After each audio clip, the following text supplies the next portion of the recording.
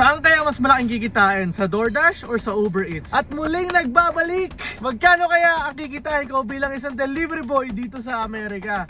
Tara, biyahe tayo! $8.07. Guys, more tayo ng Sonic. Meron na siya kasamang large drink, onion rings, burger. Lahat yan $5 lang. Kaltas natin, no? Isang biyahe pa lang tayo pero may kaltas na. Pero nakalimutan ko kasi kumain. $5.08. $7.40. Nag-enjoy ba kayo guys doon sa mga pag-reply ko sa mga bashers ko? Huwag kayong mag-alala, nag-enjoy din ako. $13.80.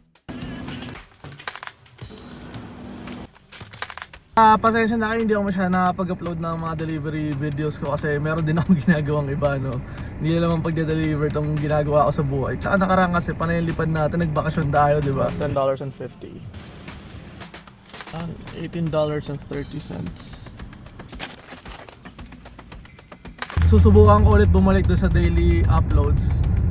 Kadalasan kasi yung ginagawa ko, ini-stack ko sila para kahit hindi ako araw-araw bumiyahe. Kapag nag-upload ako, parang araw-araw akong bumabiyahe, di ba? Kasi iniipon ko lang yung mga yan eh.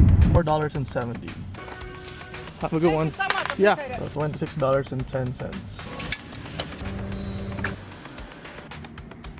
So yun guys, kumita tayo ng $100.98 sa loob ng 4 hours and 30 minutes. Kay Uber Eats, kumita tayo ng $56.88 sa loob ng 2.5 hours and 53 miles of driving, which is equivalent to $22.75 per hour or $1.10 per mile. At kay DoorDash naman, kumita tayo ng $49.10 sa loob ng 2 hours at nag-drive tayo ng 40 miles. So sa araw na to, kumita tayo ng $24.55 per hour or $1.22 per mile sa DoorDash. Which means sa araw na to, panalo ang DoorDash.